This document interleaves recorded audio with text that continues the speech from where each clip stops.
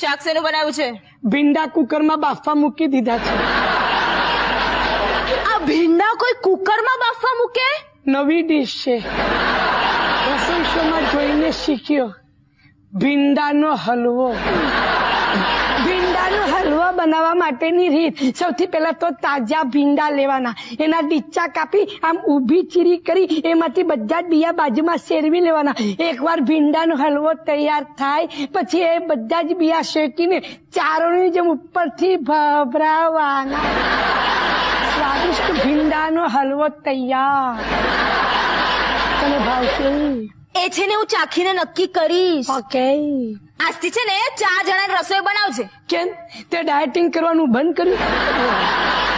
Hello, આ Amazon વાળા બોલ્યા? આ તે મેં પેલો ચંપલ મંગાયો તો જે એ પહેરીને આવવાનો છું કે જવાનો હું? પણ આ છે રીતનો સંપલ આવ્યો એ કોઈ ખબર જ નહીં પડતી. જવા માટેનો હું કે આવવા માટેનો હું?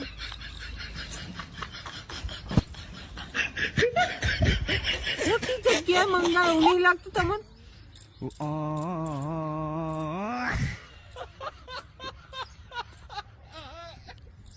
એ પેલાના જમાનામાં છોકરો છોકરી જોવા જતો ને તો એની નાની બેન ને હંતાડી દેતા કે ક્યાંક ઈ ગમી જઈને અટકી જાય તો.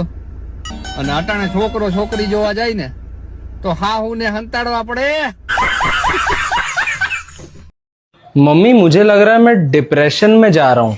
कहाँ जा रहा है रात में तू? हाँ 2 मिनट तेरे पैर घर पे नहीं टिकते, पता नहीं कहाँ डेस्पासीटो जा रहा हूँ मैं, फिर बाहर से खा के आएंगे. मैं तो पागल दिख रही हूँ जो खाना वाना बना के रखूं. डिप्रेशन में जा रहा हूँ मैं. कहीं नहीं जाना है रात में, जहाँ जाना है कल सुबह जाओ. કે બીજાને મોકલજો. બોલો તમારું નામ? હું જાગું છું. તો ઊંઘું છું. તમારું નામ બોલો ને બેન. અરે હું જાગું છું. અલ્યા માસી મને ખબર છે કે તમે જાગો છો. મેં તમને કીધું કે તમે ઊંઘી ગયા? કીધું એવું? એ બુદ્ધિ વગરના માણસ, મારું નામ જાગુબેન છે. અલ્યા તો એમ કોને કે જાગુ નામ? તમારા હસબન્ડ નું નામ શું છે? કનુ? તમારા પતિનું? કનુ. અરે માસી તમારા ઘરવાળા તો હશે ને, એમનું નામ બોલો એટલે હું લખું. બોલો. અરે કનુ. અલ્યા માસી તમે તો મગજની પથારી ફેરવી નાખી યાર. તમને શુદ્ધ ગુજરાતીમાં કહું છું કે તમારા ઘરવાળાનું નામ શું છે તો ઘરવાળાનું નામ કહો તો હું એ લખી નાખું. અલ્યા હું તને શુદ્ધ ગુજરાતી ભાષામાં જ કહું છું કે મારા ઘરવાળાનું નામ કનુભાઈ છે.